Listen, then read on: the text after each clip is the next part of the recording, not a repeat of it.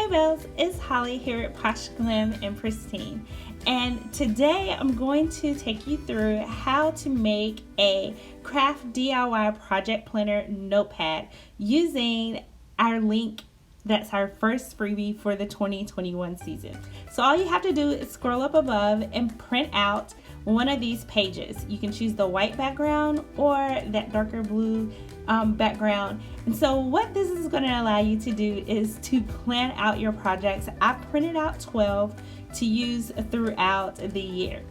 The other thing you're going to want are these supplies. So some padding compound, cardstock and or chipboard, and at least 2 binder clips.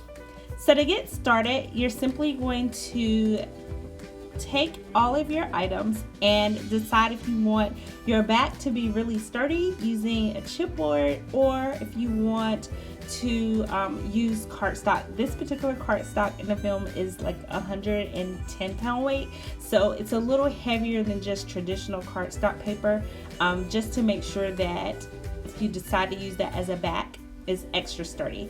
I actually use 2 pieces of cardstock, one for the top so that I can kind of keep the pages that I want in my notepad nice and smooth, and you'll see later on with this. So step 1, after you printed your pages, place them on your chipboard. Get them as neat as you can, and here I am placing a top cover that I'm going to peel off once my notepad has dried. So once you have everything lined up, I like to take my binder clips and place them as close as I can to the top, just to make sure that all the pages are secure and they're exactly like I want them to be before I put the compound on there. And you can see I adjust them just to make sure I have everything exactly like I want it.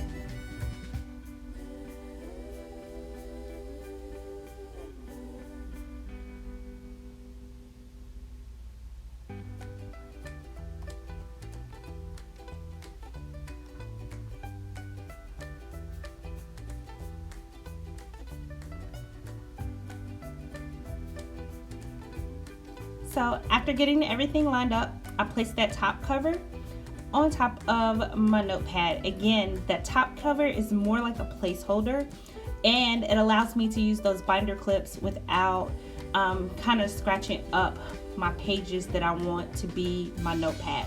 You could also just go ahead and print out a few extra sheets, and then if you wanted to, once your notepad was together, you could pull off that top sheet if you wanted to make sure that your pages were nice and neat. So using that top cover is completely optional. You can see the binder clips are there, and I'm actually going to place the notebook compound solution, which kind of is almost like Elmer's glue, but like I guess a thicker form of this, on the top to secure the pages together. And this particular compound I purchased off of Amazon. I think it was maybe 10 bucks. I've had it for over a year, and I just use a brush that I have in my collection.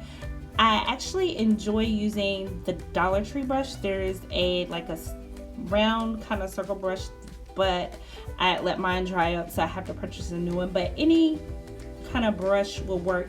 And when you're placing the compound on your project, you want to use as much as you feel like you need to secure the things that you're kind of trying to secure the paper in place.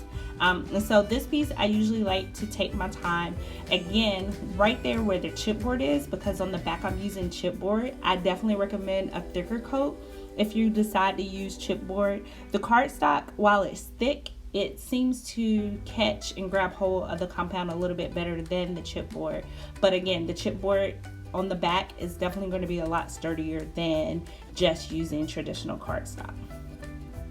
So once I have that in place, the next thing I do is I move my binder clips that I have on the side to the top to squeeze the pages together.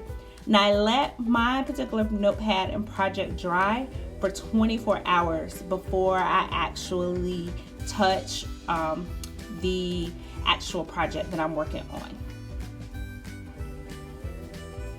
So from there, you can see that I have finished this. I've removed the top and I have a perfect project planner to get me through 2021.